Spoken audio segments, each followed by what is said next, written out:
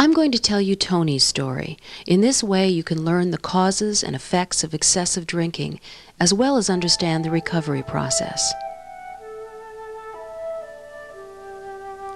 Tony was born an ordinary baby with ordinary emotional needs. His needs were met by the love and attention provided by his mother and father. In preschool, he was a creative student. And as a schoolboy, he was hardworking and he had good grades to prove it. He loved sports and other school activities.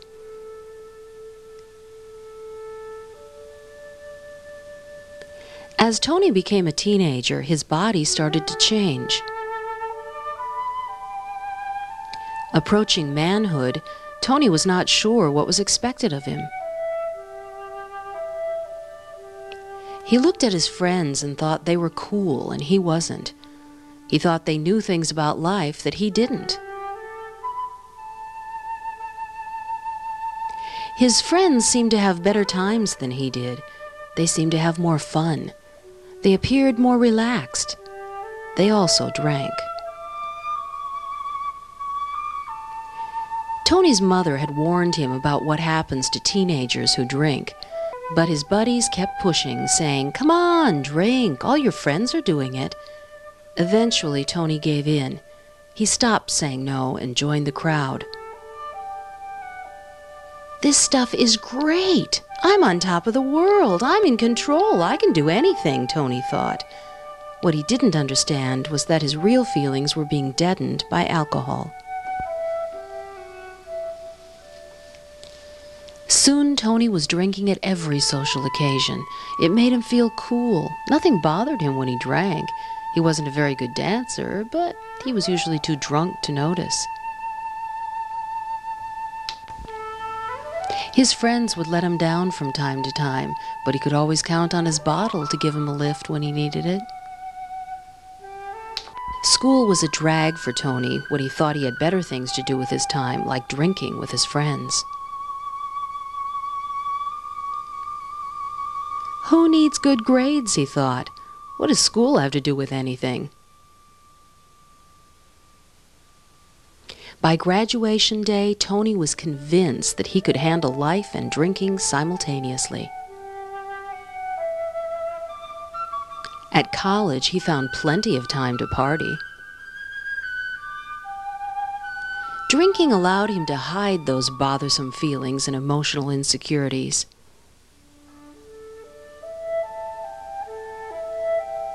When Tony wasn't drinking, he was reminded of what he was missing.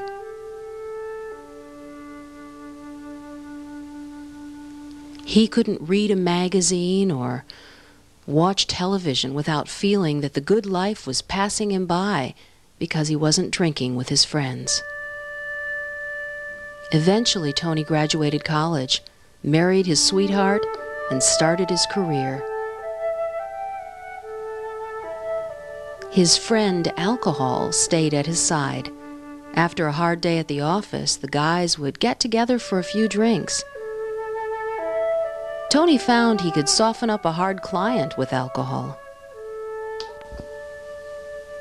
He learned that wine was considered essential to a good meal.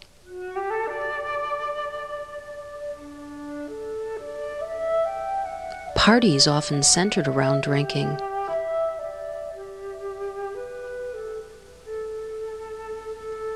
Tony became fully conditioned by society to drink. It became a ritual for him, a way of life, a habit as indispensable as eating or sleeping. After an evening of excessive drinking, Tony often woke up with a hangover. Some mornings, he was sick.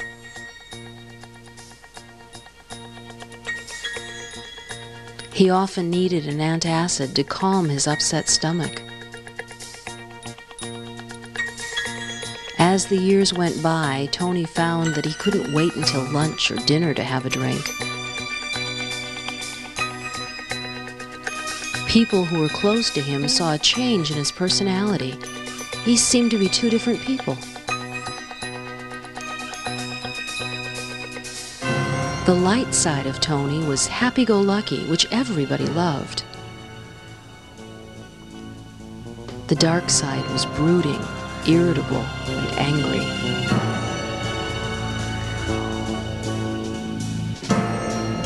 His family learned to look into his eyes to see which Tony came home. If it was the dark side, his family put on their masks to deal with him.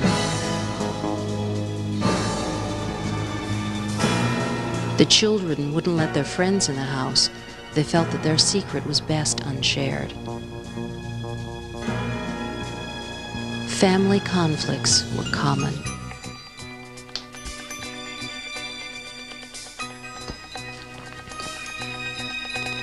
Tony's alcoholism was an illness that affected the whole family. The children often felt much guilt, as if somehow they were to blame. Fighting in the home was frequent.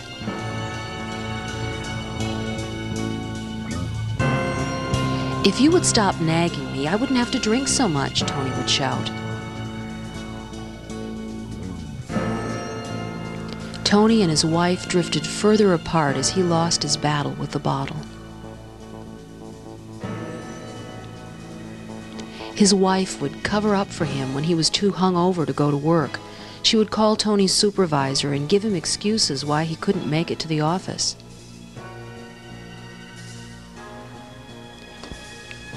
His supervisor would tell his wife that Tony's job was on the line if he continued to be absent.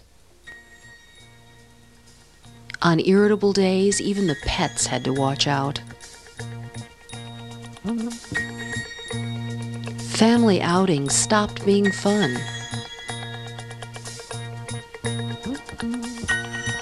Much of Tony's productive time was spent sleeping. Tony would drink and call old friends long distance and talk for hours. His telephone bills were enormous.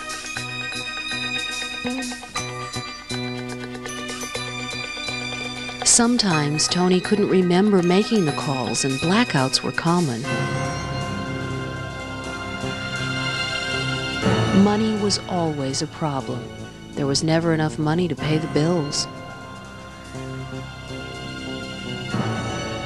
Tony was unable to face his family or himself, so he spent many of his dinner hours in bars. Tony was arrested for drunk driving. He was forced to sober up in a cell while his family looked for bail. Drinking became the most important thing in Tony's life. He felt depressed and isolated. Tony's dark side took almost total control over his life. He was dominated by self-pity. "Why did this happen to me?" he would moan. At one time, his friend, the bottle, would make him feel good when he was down. Now it just made him feel numb. He was overwhelmed by guilt and stymied by low self-esteem. Tony swore after each drink that it would be his last. "I'll quit tomorrow," he said.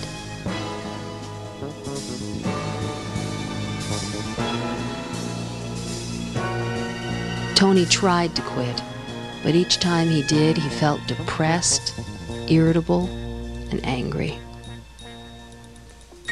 He started using alcohol as medicine.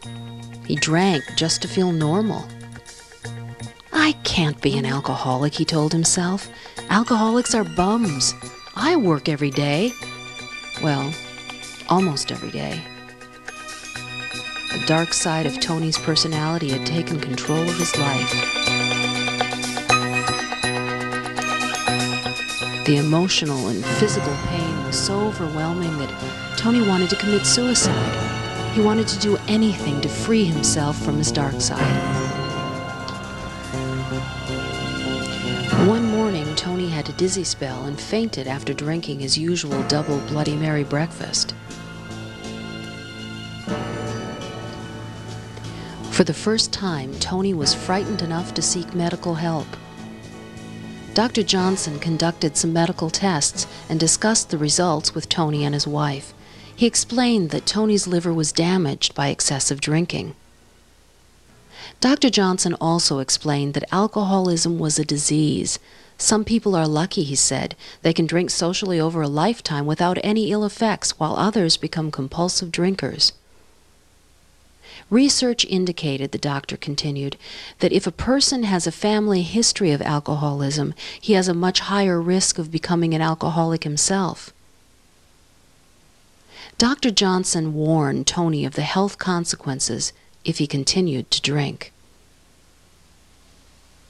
With Dr. Johnson's warning fresh in his mind, Tony went to his personnel director at work to find out if his health insurance plan covered alcohol-related problems. The personnel director explained that his company, as well as most other companies, had an employee assistance program for alcohol and drug-related problems. She also explained the different kinds of assistance available under outpatient and inpatient recovery programs. The personnel director told Tony that alcohol information and treatment centers can be found in the Yellow Pages.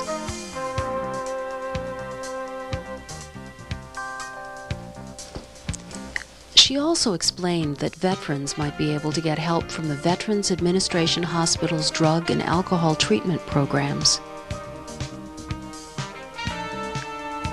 Another source of help is the mental health clinics, which are also listed in the Yellow Pages.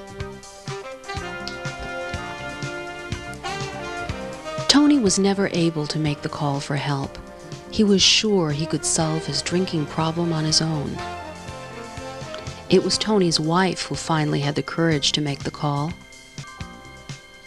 She found the number for the National Council on Alcoholism in the White Pages and spoke to one of its volunteers. She was given the name of an intervention counselor in her area.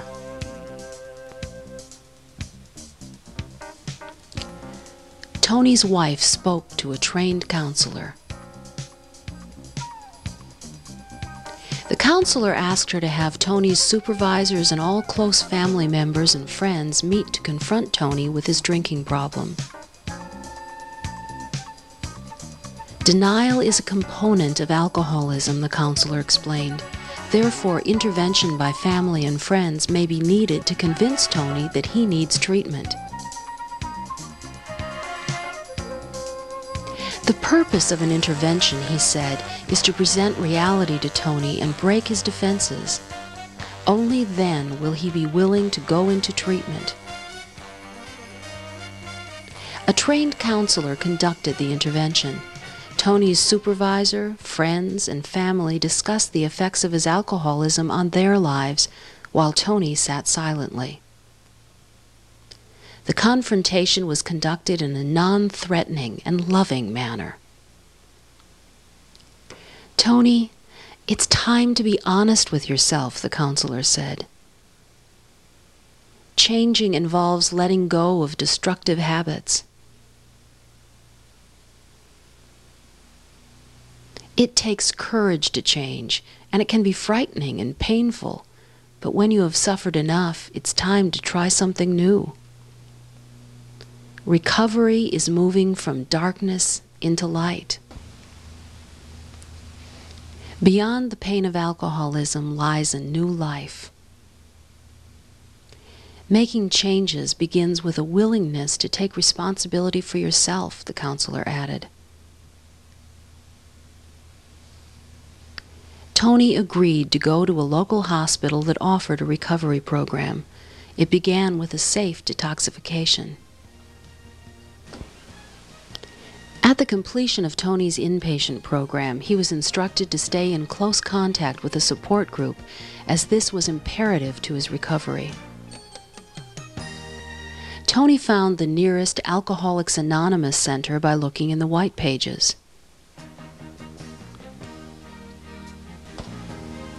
AA is an organization for fellowship of men and women who have decided to quit drinking.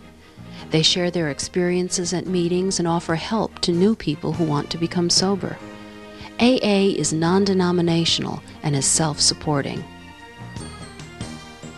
Tony went to a meeting and found that everyone present shared common problems and feelings. Tony found a sponsor, a person who shared similar experiences, and was able to give Tony encouragement and insight as he started his recovery. Tony's sponsor was someone he could trust, someone with whom he could share his thoughts and feelings. Tony met new friends and learned new ideas. AA uses a 12-step recovery program. The 12 principles showed Tony how to live a fulfilling life without alcohol. Tony found AA to be a safe place where he could put away his mask and express his fears and talk about his feelings. The support group helped Tony develop the inner strength necessary to set goals. This had been impossible for Tony to achieve alone. Tony learned that abstinence was the most important event in his life. Without abstinence, he would have given power back to the dark side of his personality. Tony's family shared the recovery process by attending Al-Anon. Al-Anon was established as a resource for the family and friends of alcoholics. It's a self-supporting, worldwide organization. Tony's wife found the Al-Anon family group phone number in the white pages and located a nearby meeting place.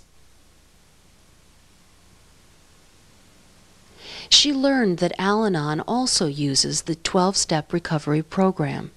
The principles showed Tony's family how to live a more fulfilling life and how to cope with problems brought about by a loved one's excessive drinking. Tony's children joined Alateen, a part of Al-Anon, which is a support group for teenagers from alcoholic families. Alateen was established so that teenagers could share similar experiences and support one another through mutual strength. Later, Tony discovered that some of his friends had joined Narcotics Anonymous after they had been devastated by drugs. Tony was amazed at the help available in his community, which was only a telephone call away. From time to time, Tony thought that he was cured. He spoke to his sponsor about leaving his support group. His sponsor explained that he will never be cured. He will always be in recovery, so he should make a firm commitment to stay in his recovery program. The addictive side of your personality is always trying to regain control, warned his sponsor. Tony's sponsor suggested 10 things that were important to keep a recovering alcoholic strong, to keep him from giving power back to his addiction. Attend an AA meeting as often as you need, he said. New people in AA sometimes attend a meeting every day. Call me when you want to share your feelings, or if you feel in need of a drink. Eat a variety of food to keep yourself nutritionally fit. Choose food that provides protein, vitamins, and minerals. Complex carbohydrates with whole grains and fibers. Use caution with sweets since they are low in nutritional value and high in sugar. Don't replace alcohol with sugar, he warned. Take time every day to exercise. It's a great way to relieve tension and stress. Every day write a contract to yourself. I am an alcoholic, and just for today, I will stay sober and follow my recovery program. Then sign and date it. Put the personal contract on your refrigerator so you can see it often. Find a quiet place where you can relax. Seek peace within yourself. You should read inspirational books because they can be a great help in the recovery process. The Hazelton Foundation distributes education in situations saying no to alcohol. Visualization is a powerful tool for change. Remember, you are in control over the first drink. One is too many, and 1,000 is not enough. You don't have to plan the rest of your life on how you're going to stay sober. Just live with the program one day at a time.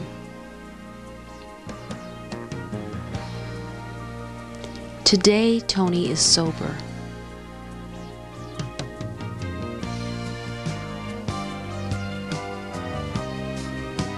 And just for today, he will remain sober.